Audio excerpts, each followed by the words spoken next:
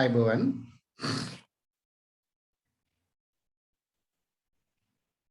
හරි මුලින්ම කනගාටු වෙනවා මට තුනට පන්ති පටන් ගන්න වීම නොහැකි වීම ගැන.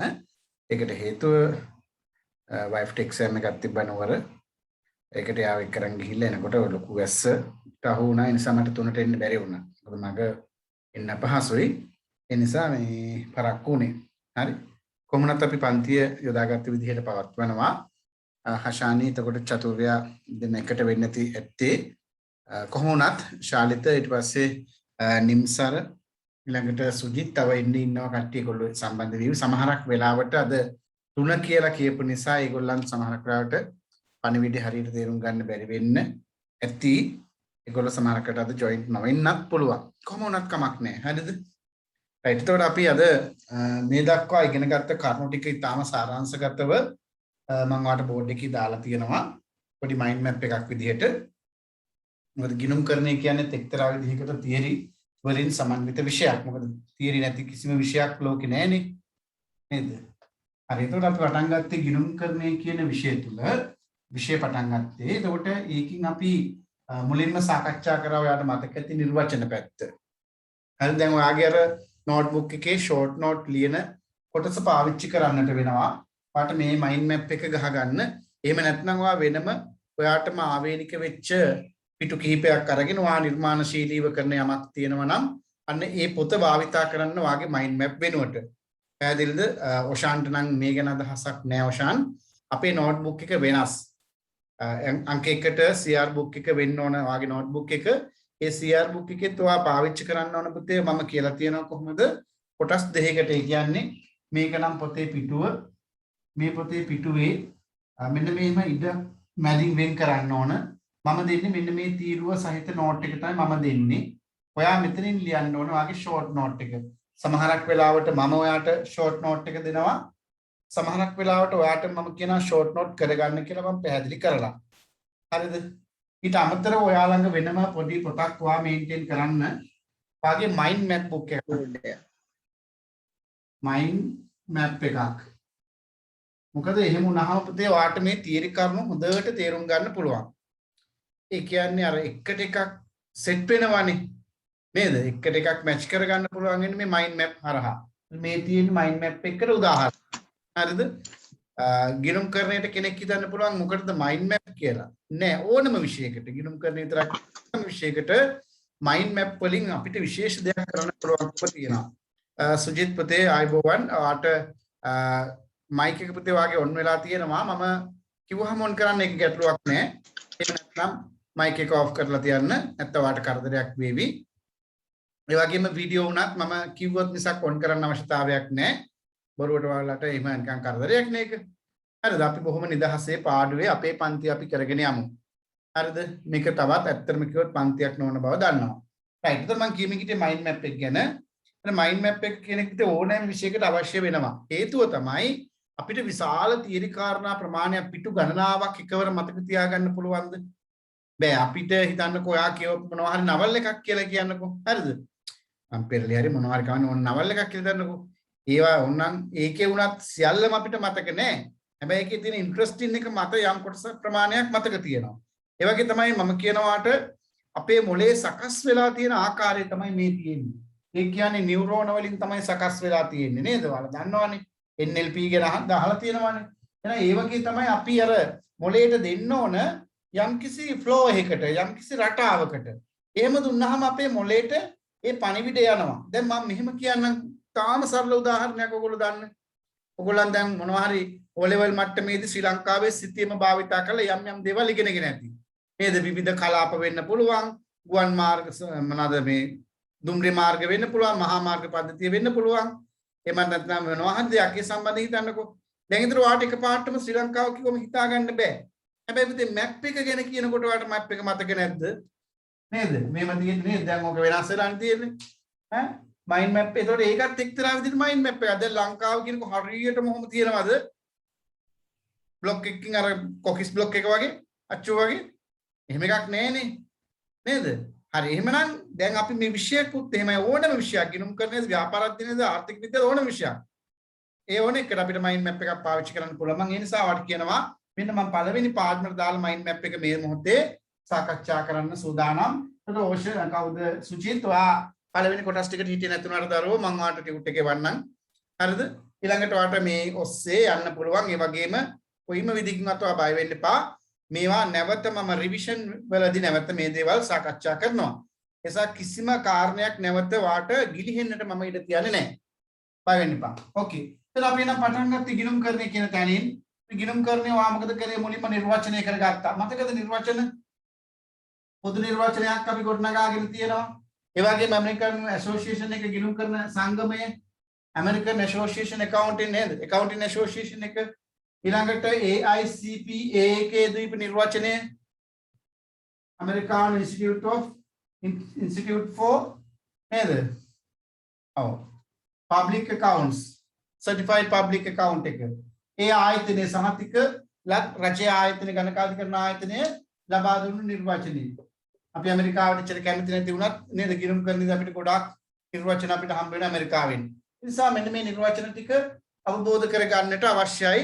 ඒකේ මම කියනවාට අර කටපාඩම් කිරීම කියන එක අත්‍යවශ්‍ය නෑ. නමුත් පොදු නිර්වචනය කියන එක අදහස ඔළුවේ තියාගන්නට ඕන. මොකද්ද දැන් ඇහුවොත් එහෙම මොකද්ද ගිණුම් කරන්නේ කියලා. දැන් ඔයාගේ මනසෙන් අහලා බලන්න. ඔයාගේ හෘද සාක්ෂියෙන් අහලා බලන්න මම ඉගෙනුවනේ දැන් මාසයක් ආසන්න වශයෙන් මොකද්ද ගිණුම් කරන්නේ කියන්නේ.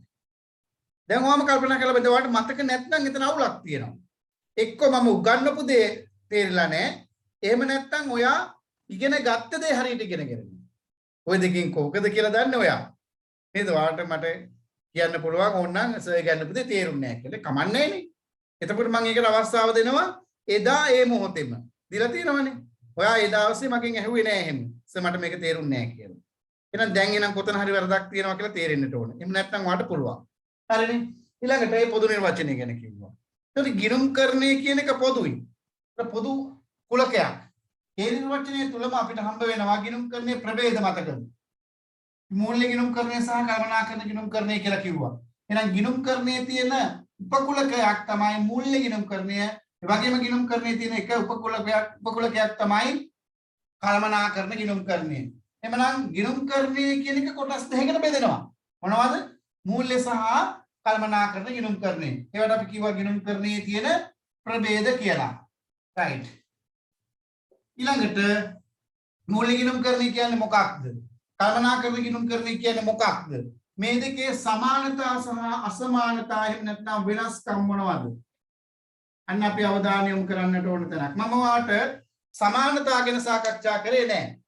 හරිද? සමානතා ගැන සාකච්ඡා කරේ නැහැ. හැබැයි අසමානතා හේවත් වෙනස්කම් ගැන කතා කළා. ටියුට් එක තුල මේ දේවල් අන්තර්ගත වෙනවා. සමහර දේවල් මම ප්‍රශ්න හරවාට ලබා දීමක් කරනවා.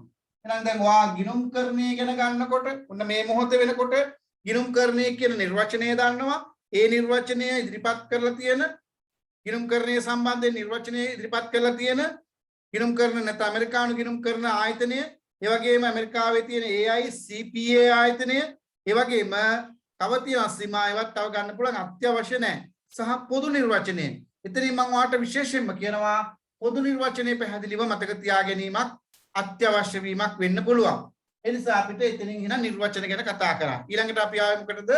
ගිණුම් කරන ප්‍රභේද වලට මූල්‍ය සහ කළමනාකරන ගිණුම් කරන්නේ කියන ප්‍රභේද දෙක හඳුනාගත්තා. ඒවැ සමානතා කම නැහැ, අසමානතා ගැන අපි සාකච්ඡා කිරීමක් කරලා තියෙනවා මේ වෙනකොට.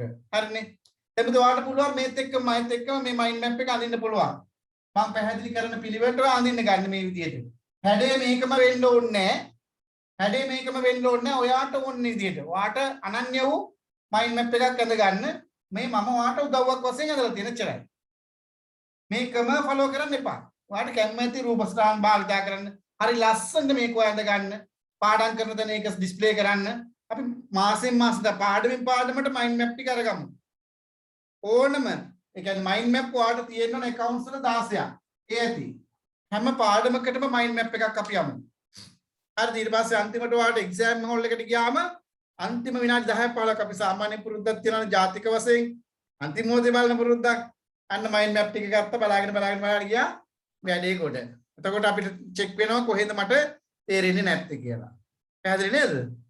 රයිට්. එහෙමනම් මයින්ඩ් මැප් එක අදින්න පටන් ගන්න. අපි දැන් කතා කරපු දෙක විතර දැනට අදින්නේ. ඉතින් අන්තිමට දැන් මට පේන්නේ නැහැ දරුවෝ ඔයාලා. ඒ නිසා මම ඔයාලට වෙලාවක් දෙන්නම්. හරිද? මම ඔයාලට වෙලාවක් දෙන්නම්. 4:27යි. විනාඩියෙන් අඳින්න බලන්න මෙයයි. විනාඩි දෙකක් ගන්න මේ නිර්වචන වලටයි ප්‍රභේද වලටයි. නිර්වචන විනාඩියයි ඇති නෙමෙයි. මහ දෙයක් නැහැ නේ විනාඩියක් ඕනෙත් නැහැ අතට. දෙකටම විනාඩියකුත් ඇති.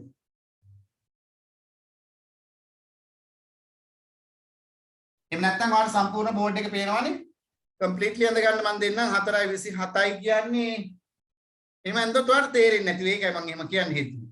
දැන් මේ දෙක විතරක් අඳගන්න. හරි 4:29ට මම ඊළඟ එක සාකච්ඡා කරනවා. සුජිත් පුතේ වා මුකුත් කරන්න එපා. වාට නෝට් එකක් අවශ්‍ය දේවල් ඔෂාන්ට අවශ්‍ය නෝට් එක චාතුර්යය එවල ඇති සමහරක් වෙලාවට චාතුර්යය තමයි පන්තියේ නායිකාව. චාතුර්යය හැමදාම යාගේ වගකීම තමයි නෝට් එක කම්ප්ලීට් කරලා ගෲප් එකට අප්ලෝඩ් කරන එක. එහෙම කියලා අනිත් අය නෝට් නොලියා ඉන්නේ නැහැ.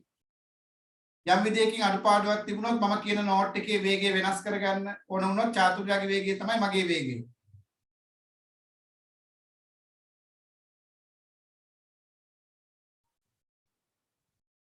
හතරයි 28යි තව විනාඩියයි.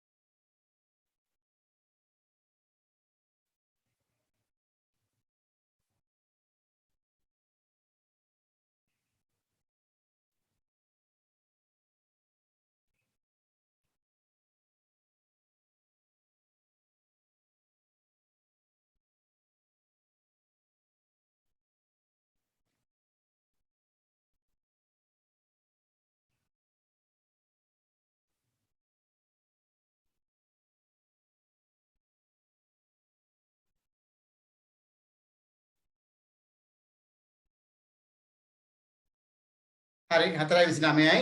මම හිතලා මේ දෙන්න අඳගෙන ඉවරයි කියලා. ඊළඟට අපි ඒත් එක්කම කතා කළා ඇල්මැති පාර්ශව ගැන.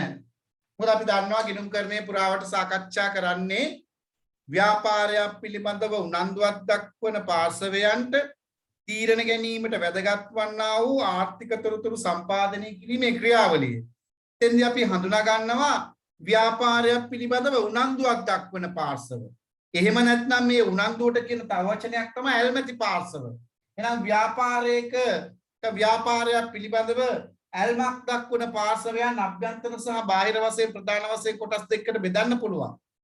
අයිතිකරුවන්, කළමනාකරුවන්, සේවකයන් යනාදී පාර්ශවයන් අපි අභ්‍යන්තර පාර්ශවයන් විදිහට හඳුනා ගන්නවා. ණයගැතිය ණයහිමියෝ. එහෙම නැත්නම් වෙළඳ ලැබිය යුතු දෑ වෙළඳ ගෙවිය යුතු දෑ කියලා දැන් වර්තමානයේ හඳුන්වනවා.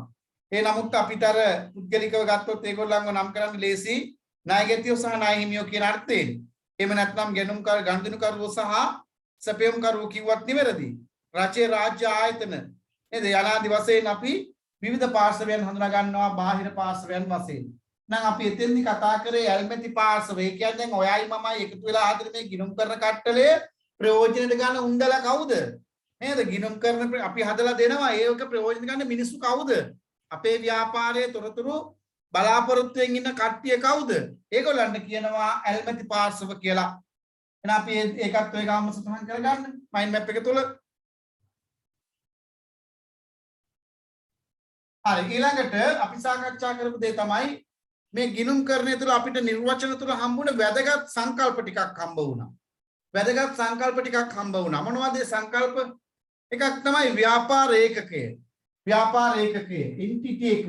මොකක්ද එතනින් අදහස් කරේ? එතනින් අදහස් කරේ ගිණුම්කරණය කරන්නේ කුමක් අරබයාද? එහෙම නැත්නම් මොකකද මේ ගිණුම්කරණය කරන්නේ? මේ කියවා ගිණුම්කරණය සඳහා පදනම් කරගන්නේ මොකක්ද? ඒක ගිණුම්කරණ ඒකකයක්, accounting unit එකක්. ඒක අපි සමහර විට පුද්ගලයෙක් වෙන්න පුළුවන් පුද්ගලානුබද්ධව. කිසියම් පුද්ගලයෙක්ගේ ගිණුම් කරණයක් වෙන්න පුළුවන්. ඔයා දන්නවා උදාහරණයක් විදිහට ඡන්ද කාලෙට කියනවා විශේෂයෙන්ම ජනාධිපතිවරණවලදී එහෙම තම වත්කම් සහ බැරකම් ඉදිරිපත් කළ යුතුයි කියලා අපිට ඇහිලා තියෙනවා. දැන් එතෙන්දි වත්කම් බැරකම් ඉදිරිපත් කරනවා කියන්නේ එයාගේ ගිණුම් කට්ටලයක් හදන්න ඕනනේ. එයාගේ මූල්‍ය තත්ත්ව ප්‍රකාශයක් කියලා දෙයක් අනාගතේ ඉගෙන ගමු හදන්නට ඕන. එහෙමනම් එතෙන්දි අපි සලකනවා පුද්ගල ගිණුම් කරණය කියලා. අපි කිසියම් පුද්ගලයෙක්ගේ ගිණුම් කරණයක් කරන්නේ නැහැ මේ උසස් පෙළ විෂය නිර්දේශය තුල. ඒ අනුනහම ව්‍යාපාරයක් තියෙන්න පුළුවන්. එහෙනම් ව්‍යාපාරික ගිණුම් කරණය තමයි අපි මේ උසස් පෙළ විෂය නිර්දේශය තුල ඉගෙන ගැනීමක් කරන්නේ.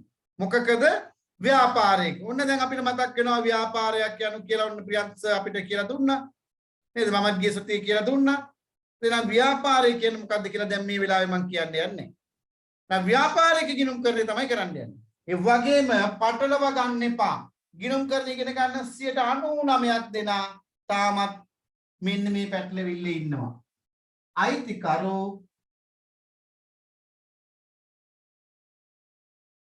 ව්‍යාපාරයේ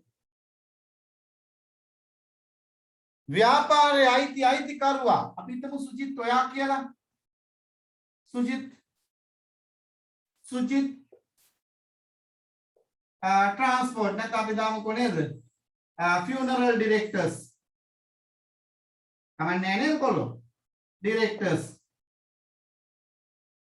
මොකද්ද සුජිත් funeral directors ලා කියන්නේ? අවමංගල්‍ය අධ්‍යක්ෂවරු. මේ දවස්වල ලාභම බිස්නස් එකනේ. මිනිස්සු ගාලා මැරෙනවා. එහෙනම් ඔව් මසාලාව පවත්වනවා. ජෝක් ඈ වීඩියෝ එක ගත්තේ. එතකොට තේරෙනවා ව්‍යාපාරය වාගේ සුජිත් මල්ශාලාව. දැන් සුජිත් මල්ශාලාව සහ සුජිත් කියන්නේ එක්කෙනෙක්ද දෙන්නෙක්ද? දෙන්නෙක්. එහෙනම් මෙන්න මේකට කියනවා අපි ව්‍යාපාර ඒකකයක් කියලා. මෙන්න මේ සුජිත් funeral directors ලා. එහෙනම් දැන් මම ගිණුම් කරණය කරන්නට ඕන සුජිත් කියලා සුජිත් ආමංගල්‍ය නැත්නම් සුජිත් මල්ශාලාවේද? මල්ශාලාවේ තමයි එහෙනම් මම ගිණුම් කරණය කරන්නේ. දැන් පුතේ වාහිතන්ද වායින පැත්තට දාලා ජානක බෝගොල්ලාගම සමාගම හරි මොනවා හරි දේපල වෙලදාම් ඒවා තියෙන බොහොම ජනප්‍රිය නේද? එතකොට එයාගේ ආයතනවල ඒ ජානක බෝගොල්ලාගම කියන පුද්ගලයාගේ නෙමෙයි හදන්නේ ගිණුම් කරන්නේ. එයාගේ ව්‍යාපාරය හදන්නේ. ඒ වගේම දැන් වාහිතන්ද කුරුණෑගල ටවුන් එකේ 10000 සංඛ්‍යාවක් තියෙනවා ව්‍යාපාර. ඒතර ඒ පුද්ගලානුබද්ධ ඒගොල්ලෝගේ පුද්ගලයාගේ නෙමෙයි හදන්නේ ව්‍යාපාරය හදන්නේ. පැහැදිලිද? ඒ වගේම දැන් නොවැම්බර් 12 ලබන සතියේ නේද? තව දවස් 6කින් රජයේ අයවැය ඉදිරිපත් කරනවා. එතකොට මේ අයවැය ඉදිරිපත් කරන්නේ රජයේද මුදල් අමාත්‍යවරයාගෙද? ඒ වෙනතෙන් ජනාධිපතිගෙද? නෑ සමස්ත රජයේ ඒ පුද්ගලයාගේ නෙමෙයි. එහෙනම් ඒ වගේම අපි හඳුනා ගන්න ඕනේ නම් අයිතිකරු සහ කිසියම් ව්‍යාපාරයක අයිතිකරු සහ ව්‍යාපාරය කියන්නේ එක්කෙනෙක් නෙමෙයි දෙන්නෙක් කියලා. එහෙනම් මේ කතාව අපි ගත්තේ කොතනින්ද? ඒකක සංකල්පයේ. රයිට්. ඊළඟට ගනුදෙනු. මම නැවත සාකච්ඡා වෙන දේවල් ගනුදෙනු ගැන කතා කරා. ඒ වගේම සිදුවීම් සහ සිද්ධි. සිදුවීම් එහෙම නැත්නම් සිද්ධි ගැන කතා කරා. ඒතර ගනුදෙනු කියලා කිව්වේ සම්පත් අතර සිද්ධ වන්නා වූ වෙනසක්. එම වෙනස මූල්‍යමය වශයෙන් මැනිය හැකි විය යුතුයි. ඒ වගේම කළමනාකරන තීරණයක් හෙවත් පාර්ශවයන් දෙකක් මේ සඳහා සිටිය යුතුයි කියලා කිව්වා. ඒ වගේම සිද්ධි ගැන කියද්දී අපි කිව්වා සම්පත් වල සිද්ධ වෙනවා වෙනසක්. ඒ වෙනස සඳහා කළමනාකරණය මැදිහත් වීමක් හෝ කිසියම් පාර්ශවයක මැදිහත් වීමක් සිද්ධ වෙන්නේ නැහැ. එහෙනම් ප්‍රධාන වෙනස තමයි කළමනාකරණ දායකත්වයේ නැත්නම් මිනිසුන්ගේ අර මැදිහත් වීමක් පාර්ශවයන්ගේ මැදිහත් වීමකින් තොරව තමයි සිද්ධියක් සිද්ධ වෙන්නේ කියන එක කිව්වා. ගනුදෙනු සහ සිද්ධි ගැන මම දීර්ඝව කතා කරා. ඔයගොල්ලොත් එක්ක මම කතා කරලා එක්සෙන්ට් එකක් එහෙම දැම්මා. දැන් මේ මොහොතේ නැති වුණාට නිම්සර උදාහරණ අරගෙන එහෙනම් මේ ගැන අපි සාකච්ඡා කරා. ඊට අමතරව තොරතුරු ගැන කිව්වා. මතකද තොරතුරු ගැන කිව්වා? තොරතුරු කියන්නේ මොනවද කියලා අපි කිව්වා. ඊළඟට ඒ තොරතුරු කොටස් දෙකකට බෙදුවා මූල්‍ය සහ මූල්‍ය නොවන තොරතුරු කියලා. හරි. තොරතුරු වලටම කියනවා විඥාපන කියලා. හරි. මූල්‍ය නොවන තොරතුරු සහ මූල්‍ය තොරතුරු කියවම මූල්‍ය නොවන මූල්‍ය විඥාපන සහ මූල්‍ය නොවන විඥාපන. ඒ විඥාපන වගේ දේවල් සුචිත් අපිට පොඩ්ඩක් මතක තියාගන්න ගියාම ඤඤ්ඤුන් වගේ වෙනවා නේද? ඒ නිසා ඒක ඕනේ නැහැ. නමුත් කොහේ හරි ප්‍රශ්නයක් පරණ එකක් හරි තිබ්බොත් ඕක අවුලක් ඇති කරගන්න දැන් අපි දන්නවා. එහෙනම් මූල්‍ය තොරතුරු සහ මූල්‍ය නොවන තොරතුරු කියලා කොටස් දෙකකට බෙදුවා. ඒ කියන්නේ මූල්‍යමය අගයක් ඒ තුල අන්තර්ගතයි. මූල්‍යමය අගයක් ඒ තුල අන්තර්ගතයි. එහෙම නැත්නම් ඒ තොරතුරු ප්‍රකාශ වෙන්නේ මූල්‍ය වටිනාකමක් සහිතව. ව්‍යාපාරයේ විකුණුම් ආදායම රුපියල් මිලියන 30000යි. ආයතන තියෙනවා එතකොට දැන් මූල්‍ය අගයක්. රුපියල් මිලියන. ඒ කියන්නේ කිසියම් රටක් භාවිතා කරන ව්‍යවහාර මුදල් ලේඛකයෙන් ඒ ගැන කියවෙන්නට ඕනේ. දැන් ඇමරිකාවේ ව්‍යාපාරයක් කියයිද ඒගොල්ලන්ගේ ආදායම රුපියල් මිලියන මෙච්චරයි කියලා. නෑ ඒගොල්ලෝ කියන්නේ ඇමරිකන් ඩොලර් මෙච්චරයි කියලා. හරිද? එහෙනම් ඒවට අපි කියනවා මූල්‍ය තොරතුරු කියලා. එහෙනම් මූල්‍යයක් රහිතව ඉදිරිපත් වෙන තොරතුරු තියෙන්න පුළුවන් ඒවට කියලා මූල්‍ය නොවන තොරතුරු කියලා. හරි? රයිට්. ඒක නම් මම නැවත ඊට වඩා කතා කරන්න යන්නේ නම් මේකත් දැනගන්න. විනාඩි දෙකක් එකකට ගන්න. විනාඩි දෙකක් වැඩි එකට විනාඩියක් ඇති. වැදගත් සංකල්ප.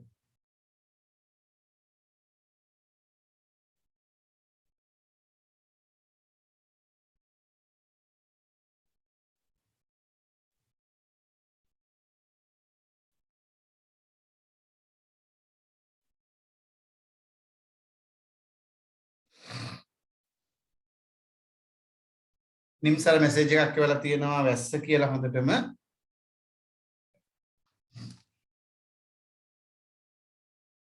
හරිද නායමති පාර්ශවත් හරිනේ වැදගත් සංකල්ප ටිකක් හරි තව කොටස් දෙකයි තියෙන්නේ මම මේකකින් එනවා පරිසර වලට. ඒතර ගිය සතියේ අපි කතා කළා ව්‍යාපාරයේ පරිසර සාධක ගැන. මේ පරිසර සාධක කියලා කිව්වේ ව්‍යාපාරට හිතකර සහායතකර බලපෑමක් ඇති කරන ඕනෑම සාධකයක් අපි ගන්නවා පරිසර සාධකයක් විදිහට. ඒ අතරින් අපි කතා කරා පරිසර සාධක පහක් ගැන එකක් සමාජ හා සංස්කෘතික හතරක් වේ පහක් සමාජීය හා සංස්කෘතික පරිසරය ගැන සාකච්ඡා කළා ආර්ථික සහ දේශපාලනික ශිල්පීය සහ වෘත්තීය තාක්ෂණ පරිසරය සහ නෛතික කියන පරිසර පහ ගැන අපි කතා කළා. හැබැයි මේ පරිසර තත්ත්වයන් වෙනස් වෙනවා කියලා මම කිව්වා යාට ව්‍යාපාර අධ්‍යයනයත් එක්කලා කතා කරද්දී ඒක එම විෂයයටත් මේ පරිසර වෙන් කිරීම මේ විෂයටත් දායක කරගන්න දෙක හප්පන්න යන්න එපා. ඒකත් ඒකම මැද ගන්න.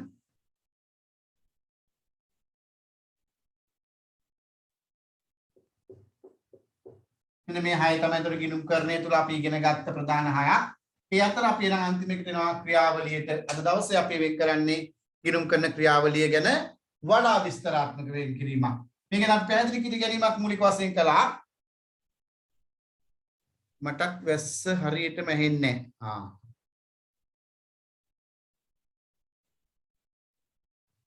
ටුඩු නේද? ඇත්තටම මේ දවස්වල පන්ති කරන එක හරිම අමාරුයි. මම ඊයේත් පන්ති දෙකක් විතර කැන්සල් කරා. බෑ කරන්න වැස්සේ. පිටත් එහෙම තමයි. මාත් ඒකයි ටිකක් සැරට කතා කරන්නෙත්. අමාරුයි මේ වැස්ස තියෙනවා.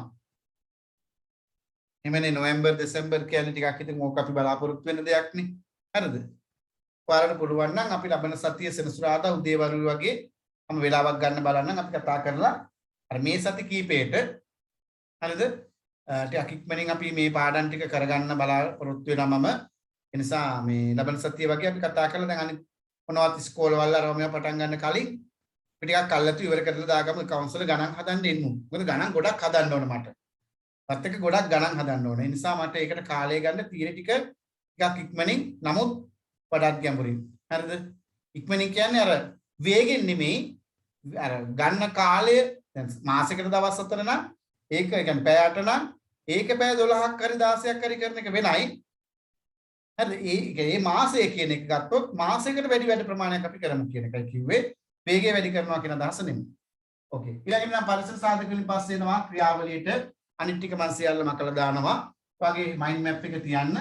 මයින්ඩ් මැප් එකෙන් ඔයාට පුළුවන් ඔයාට ඔය මයින්ඩ් මැප් එක ඔයා ගැලපෙන ලස්සනකට විදියකට ඔයා හඳ ගන්නවා. මම දන්නවා නිර්මාණශීලී කියලා. right ඔන්න නම් ගිණුම් කරන ක්‍රියාවලිය ප්‍රධාන කොටස් දෙකයි එකක් මූල්‍ය ගිණුම් කරන ක්‍රියාවලිය අනිත් එක කල්පනා කරන ගිණුම් කරන ක්‍රියාවලිය හරිද දැන් එහෙනම් ඔයා හොඳටම ඔළුවේ තියෙන්න ඕන දෙයක් තමයි ගිණුම් කරන්නේ කියන්නේ එකක් ඒ ගිණුම් කරන්නේ කියන පොදු කුලකය තුල තියෙන උපකුලක දෙකක් තමයි මූල්‍ය ගිණුම් කරණයක් කල්පනාකරන ගිණුම් කරණයක්. ඒත් අපේ විෂය නිර්දේශයේ බෙදෙන්නේ ඒ අනුවමයි මූල්‍ය ගිණුම් කරණයට මාතෘකා නේද 15ක් තියෙනවා 13ක් කල්පනාකරන ගිණුම් කරණයට 13ක්. නමුත් මේකේ අපිට 12:04 කියලා ගත්තත් ගැටලුවක් නැහැ. මොකද ගිණුම් කරන අනුපාතය ඉන්නේ කළමනාකරන ගිණුම් කරන්නේ යටතේ. කොහොම වුණත් නම් මූල්‍ය ගිණුම් කරන්නේ තමයි විෂය නිර්දේශය තුළ තියෙන 75%කට ආසන්න වශයෙන් තියෙන මූල්‍ය ගිණුම් කරණය තුළ. නැත්නම් ලකුණු වලින් හරියටම කිව්වොත් 100න් ගත්තොත් 80ක් තියෙනවා. හරි 75ක් තියෙනවා. මෙයාගෙන් 125ක් තියෙනවා. සමහර අය කියන්න පුළුවන් මේක 20යි කියලා. ඒකට හේතුව අර ගිණුම් කරන අනුපාතත් එක්කලා වෙනස් වෙන නිසා. කොහොම වුණත් අපි මේ ගිණුම් කරණය කියන කොටස් දෙකකට බෙදෙනවා. එතකොට දැන් මේකේ ක්‍රියාවලිය මෙන්න මේ වචනේ හරි වැදගත්නේ. අපි ගිණුම් කරණය නිර්වචනය කරගත්තෙම ක්‍රියාවලිය තුල. ඒ නිසා අපි කිව්වා ඕනෑම ක්‍රියාවලියක් යෙදවුම් ක්‍රියාවලිය නිමවුම කියන උපාංග තුනට දාන්න පුළුවන් කියලා. එහෙනම් මෙතෙන්දි ගිණුම් කරන ක්‍රියාවලිය කියලා අදහස් කරන්නේ මොකක්ද? මෙන්න මෙයාව. හරි? ගිණුම් කරන ක්‍රියාවලිය. එතකොට ගිණුම් කරන ක්‍රියාවලිය කිව්වොත් ඒ තුලට මේ අහන්නකෝ. ඔන්න මම ලියන බෝඩ් එකේ ගිණුම් කරන ක්‍රියාවලිය. මේවා දැම්ම හොඳට පැහැදිලි කරගන්න ගිණුම් කරන ක්‍රියාවලිය. මේක අංක 1. අංක 2 මූල්‍ය ගිණුම් කරන ක්‍රියාවලිය. අංක 3 කළමනාකරන ගිණුම් කරන ක්‍රියාවලිය. කෙටියෙන් ලිව්වේ මම. දැන් එතකොට මූල්‍ය ගිණුම් කරන ක්‍රියාවලිය කියලා ඇහුවොත් ඔයා මේ දෙන්නාම ඉන්ක්ලූඩ් කරන්න ඕන. මේ දෙන්නම ඇතුළත් කරලා තමයි කියන්න ඕන. ඒක පැහැදිලිනේ. ඊළඟට ඔයාගෙන් ඇහුවොත් මූල්‍ය ගිණුම් කරන ක්‍රියාවලිය විස්තර කරන්න කියලා හරි කෙටියෙන් පැහැදිලි කරන්න කියලා හරි එහෙම නැත්නම් ඔයාට මේක අවබෝධ කරගන්නට හරි අවශ්‍ය නම් මූල්‍ය ගිණුම් කරන ක්‍රියාවලිය කියන එක වෙනමම දැනගෙන ඉන්නට ඕන. ඊළඟට කළමනාකරන ගිණුම් කරන ක්‍රියාවලිය කියන එක වෙනම දැනගෙන ඉන්න ඕන. තේරුණා නේද?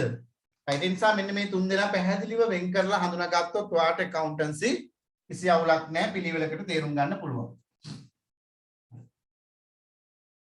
එහෙනම් මම මෙන්න මේ විදිහට කියනවා. ලියන්නකෝ. දිනේ අද දාන්න 6 වෙනිදා 12 වෙනි මාසේ නෙමෙයි 11 වෙනි මාසේ 6 වෙනිදා.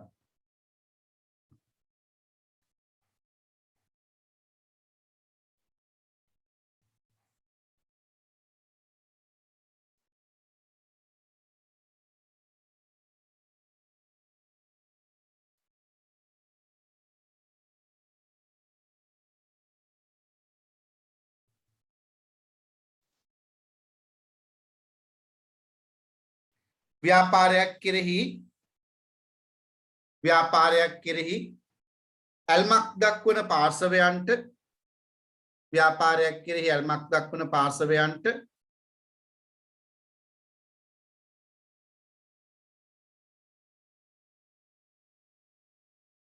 තීරණ ගැනීම සඳහා වැදගත් වන්නා වූ ආර්ථික තීරණ ගැනීම සඳහා වැදගත් වන්නා වූ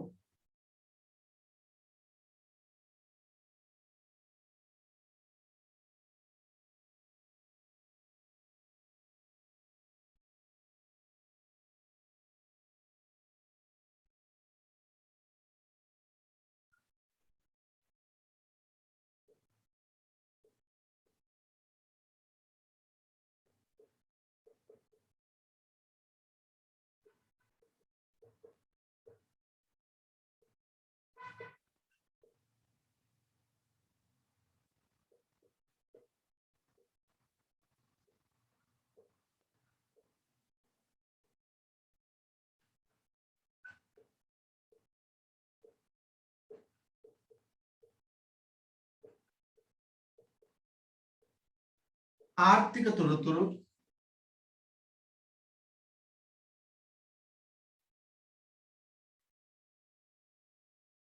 සම්පාදනය කිරීමේ ක්‍රියාවලිය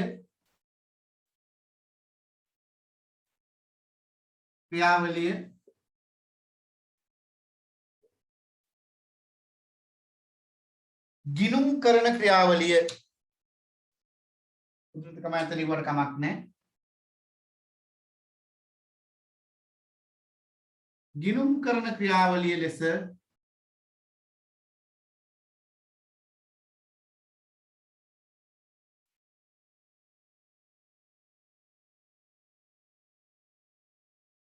හඳුන්වයි.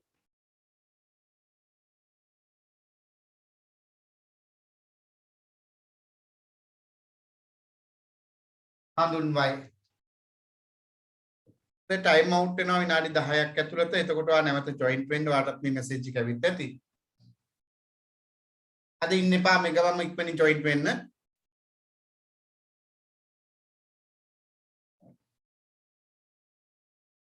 අනුච්ඡේදකින් එම ක්‍රියාවලිය ප්‍රධාන කොටස් දෙකකි.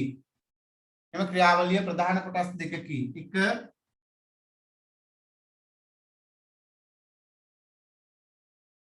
මූල්‍ය ගිණුම් කරන ක්‍රියාවලිය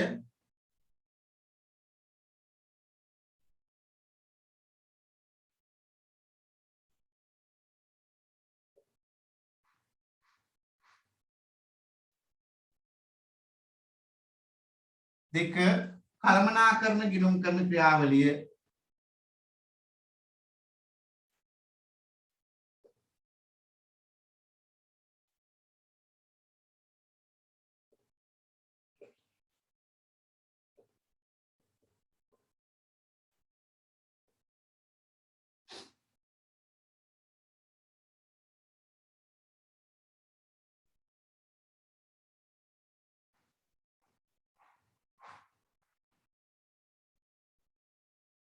right වේ.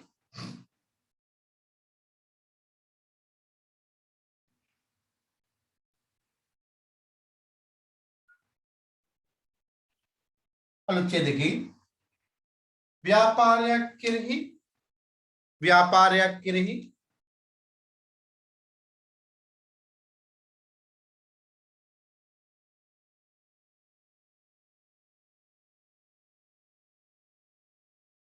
ඇල්මක් දක්වන පාර්ශවයන්ට නැත්නම් ඇල්මැති පාර්ශවයන්ට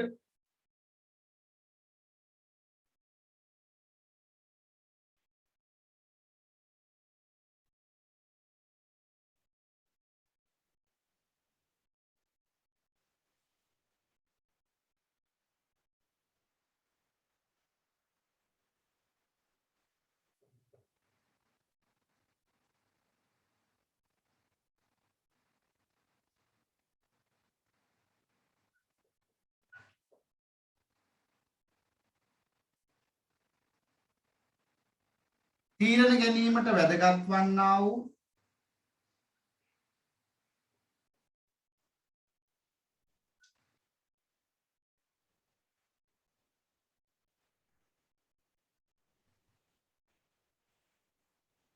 මූල්‍ය තොරතුරු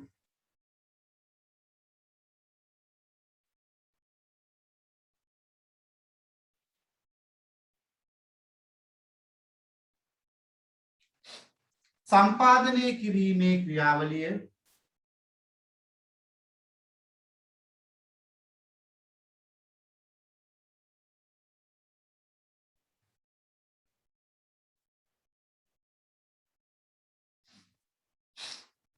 මූල්‍ය ගිණුම් කරන ක්‍රියාවලිය වේ.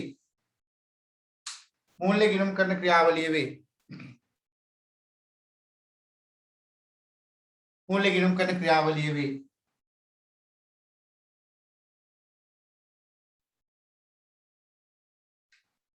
ඊළඟට අනුච්ඡේදකින් ව්‍යාපාරයක් කෙරෙහි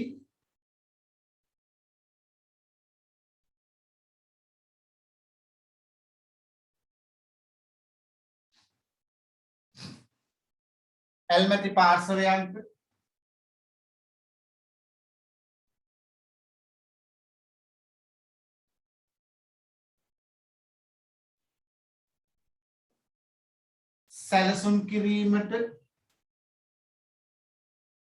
සැලසුම් කිරීමට තීරණ ගැනීමට හා පාලනයට වැදගත් වන්නා වූ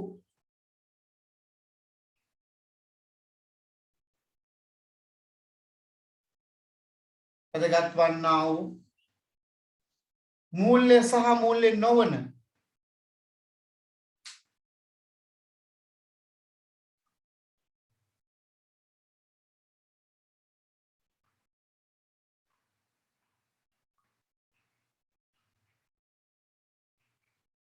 තොරතුරු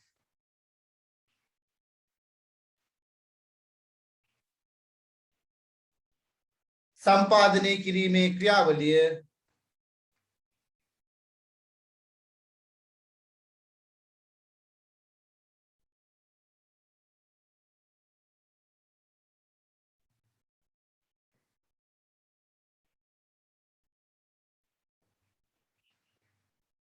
කළමනාකරන ගිණුම් කරන ක්‍රියාවලියයි කළමනාකරන ගිණුම් කරන ක්‍රියාවලියයි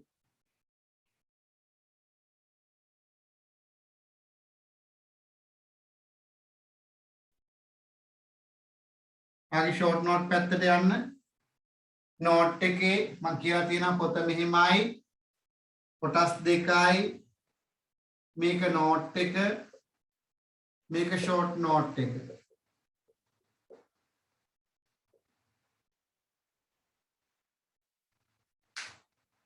එකම පිටුව කොටස් දෙකකට බෙදෙනවා එතකොට ආ පාඩම් කරද්දී මුලින්ම බලන්නේ ෂෝට් නෝට් එක නේද ඔහොම තියලා බලන්න පුළුවන් right කොහොම තියලා බලනවා සිදු කොලයක් කරමක් කර තියලා බලනවා ෂෝට් නෝට් එක බලපුවහම වාට එතනින් පොඩක් වාගේ අර දැනුම යාවත් කාලීන කරගන්න පුළුවන් මතක නැහැනේ මැත්තක නැත්නම් චුට්ටක් කොහොම තියලා බලනවා පස්සට මේක ඉස්සරහින් නෝට් එක ඊට පස්සේ එහෙම තමයි පාඩම් කරන්න උඩට ලේසි මේක මගේ විෂයයට විතරක් නෙමෙයි මම මේ කියන්නේ ඉකෝන් බිස්නස් වලටත් අදාළයි මොකද විෂයන් තුනෙන්ම ඒකක් දාන්න ඒ තුනක් දාන්න ඕන නිසා හරිනේ දැන් බලන්න පුතේ තාම කිටියෙන් මේක ඔයාට පුළුවන් නම් ඔහොම ඇඳගෙන ලියා ගන්න ඉක්මනින්ම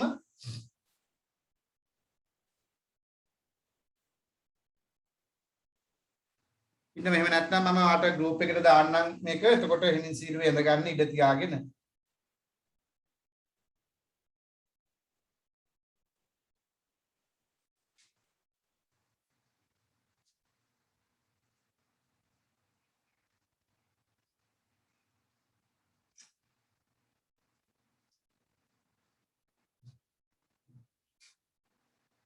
ෂෝට් නෝට් එක ගෙදදී එහෙනින් සීරුවේ ඇඳ ගන්න ලස්සනට ඔයාට ගැලපෙන විදිහකට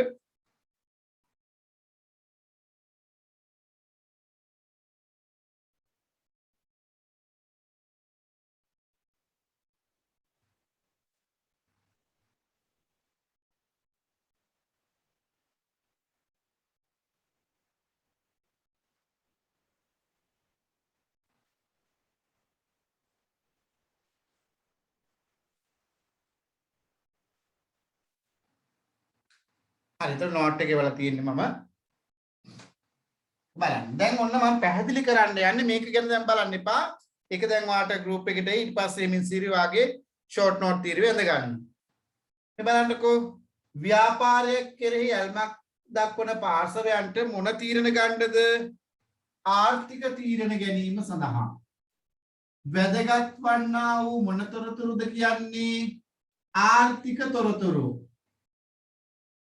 ආර්ථික තොරතුරු හරි ආර්ථික තොරතුරු සම්පාදනය කිරීමේ ක්‍රියාවලිය මොකක්ද ඒකට කියන්නේ ගිණුම් කරන ක්‍රියාවලිය කියලා මේ වගේමයි නේද නිකන් පැටලෙනවත් වගේ නේද මෙතෙන් ආපුවාම මේ බලන්න මූල්‍ය ගිණුම් කරන ක්‍රියාවලිය කියන්නේ ව්‍යාපාරයක් කෙරෙහි ඇල්මැති පාර්ශවයන්ට එතෙමනම් මෙතනත් එමයි ව්‍යාපාරයක් කෙරෙහි ඇල්මැති පාර්ශවයන්ට මෙතනත් ව්‍යාපාරයක් කෙරෙහි ඇල්මැති පාර්ශවයන්ට කළමනාකරන ගිණුම් කරන්නේ ව්‍යාපාරයක් කෙරෙහි ඇල්මැති පාර්ශවයන්ට එනම් පුතේ ඔයා මේ නිර්වචන තුනෙන් එහෙම නැත්නම් මේ පැහැදිලි කිරීම තුනෙන් කොයි එකට ගියත් ඔයා මොකද කරන්න ඕන ආරම්භ කරන්න ඕන ව්‍යාපාරයක් කෙරෙහි ඇල්මක් දක්වන පාර්ශවයන්ට කියන ආරම්භක වගන්ති ටිකෙන් ආරම්භක වචන ටිකෙන් පැහැදිලිනේ ඊළඟට මෙතෙන්දී ආර්ථික තීරණ ගැනීම සඳහා වැදගත් වන්නා වූ ආර්ථික තීරණ ගැනීමට වැදගත් වෙනවා මෙතෙන්දී කියනවා